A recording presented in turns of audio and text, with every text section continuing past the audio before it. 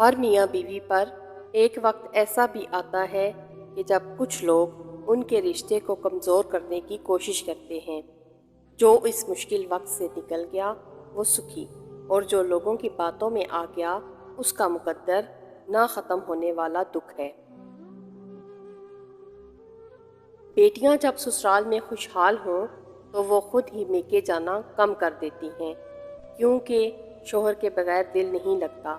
اگر شوہر اچھا ہو تو بیوی برے سسرال میں بھی گزارا کر لیتی ہے۔ سمجھدار بیوی وہ ہوتی ہے جو زندگی کے معاملات میں ہمیشہ خاوند کو بڑا بنا کر رکھے، کیونکہ خاوند کو اللہ تعالیٰ نے مرتبے میں بڑا بنایا ہے۔ عورت ناز سے گوندی گئی ہے اور ناز کی حقدار ہے۔ اماں عائشہ صدیقہ رضی اللہ تعالیٰ عنہا بھی روٹھتی تھیں کہ سرور کائنات منائیں، یہ عورت کا حق اور مرد کا فرض ہے۔ محبت کے قرض ایسے ہی لوٹائے جاتے ہیں۔ بیوی کی آنکھ میں کبھی آنسو نہ آنے دیں، کیونکہ بیوی روتی ہے تو شوہر کی جیب سے برکت اڑ جاتی ہے۔ ایک ایک آنسو مہنگا پڑتا ہے اور پھر شوہر بھی رونے والا ہو جاتا ہے۔